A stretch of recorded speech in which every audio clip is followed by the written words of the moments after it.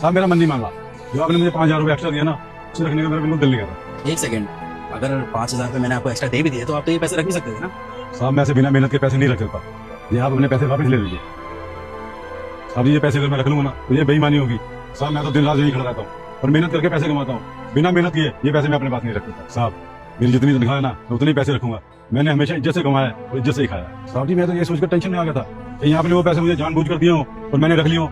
आपने साहब हमेशा मेरा सुख दुख में साथ दिया है। मैं आपसे आके मिलाकर बात करना चाहता हूँ, आके चुरा कर नहीं। साहब जी भले ही मैं गरीब हूँ मगर चोर नहीं हूँ। मैंने हमेशा ईमानदारी से ही काम किया है। इसलिए साहब ये पैसे आप रख लीजिए, ये मेरी बिना मेहनत के पैसे हैं। अंकल जी घबराने की जरूरत नहीं है, पहले तो शांत हो जाइए आराम से। और आपको क्या लग रहा है ये मैंने 5,000 रुपये आपको गलती से दे दिए? नहीं, ये मैंने एक्स्ट्रा दिए जानबूझ के। और इसके पीछे भी अंकल जी एक कारण है। दरअसल क्या है, मैं और श्वेता ना 1 महीने के लिए अब्रॉड जा रहे हैं और पीछे से हमारा घर संभालने वाला कोई इंसान तो होना चाहिए। और अगर हम घर से बाहर रहेंगे तो आपकी तो रिस्पॉन्सिबिलिटी है ना हमारे घर को संभालने की। श्वेता थोड़ी परेशान थी, क्या है ना, इसके मन में थोड़ा सा डाउट था। बेबी हम 1 महीने के लिए अब्रॉड जा रहे हैं तो तुम्हें ऐसा नहीं लग रहा कि हम इस घर की सिक्योरिटी पूरी जिम्मेदारी उन अंकल को देके जा रहे हैं? तुम्हें उन पर डाउट नहीं है? श्वेता क्या बकवास करे जा रही हो यार तुम? तुम्हें पता भी है 4-5 साल हो गए अंकल को हमारे यहाँ पे काम करते हुए और आज तक कोई चीज इधर से उधर हुई नहीं है। और ना आज तक सैलरी बढ़ाने के लिए कहा उन्होंने, और तुम उनके बारे में ऐसे सोच रख रही हो यार। देखो धर्मेंद्र, मुझे पता है कि उन्होंने अपनी सैलरी की बात नहीं की, लेकिन ऐसे हम किसी पे ब्लाइंड ट्रस्ट तो नहीं कर सकते ना। श्वेता देखो ये बकवास करने की जरूरत नहीं है, ठीक है?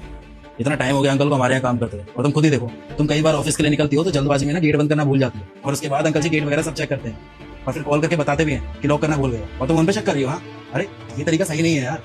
देखो धर्मेंद्र, हमने कभी ना उनको 1 महीने के लिए अपना घर पूरा जिम्मेदारी के लिए नहीं दिया है, तो इन लोगों पे ट्रस्ट करना ना थोड़ा सा ट्रिकी हो सकता है क्योंकि ऐसे लोग चोर होते हैं, कभी भी उनकी नीयत बिगड़ जाए।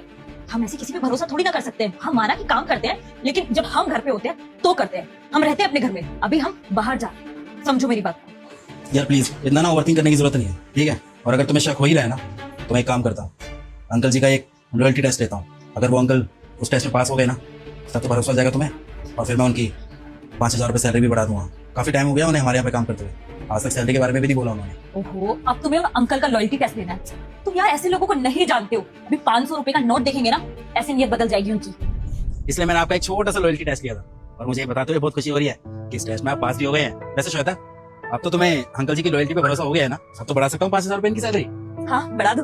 हो गया ना भरोसा? अगर अंकल जी के मन में कोई छल कपट होता ना तो 5,000 रुपए वापस ना करते, बताते नहीं है हमें। और अब हमें ना आपकी ईमानदारी का बहुत अच्छे से पता लग गया है कि आप एक ईमानदार इंसान है और हम अपना घर आपके भरोसे छोड़ के जा सकते हैं। और अंकल जी ये मत सोचना कि आप इस टेस्ट में पास हो गए हैं इसलिए मैंने आपकी सैलरी 5,000 रुपए बढ़ा दी है, ऐसा बिल्कुल भी नहीं है। दरअसल क्या है ना, आप इतने साल से हमारे यहाँ पे काम करते हुए आ रहे हैं और उसके बाद भी आपने आज तक अपनी तरफ से सैलरी बढ़ाने के लिए नहीं बोला है। और साथ ही साथ मेरी कंपनी में ना काफी प्रॉफिट हुआ है इस बार, तो मैंने अपने सारे स्टाफ की सैलरी और आपके और ड्राइवर साहब की भी सैलरी बढ़ा दी है। तो बस एक ये रीजन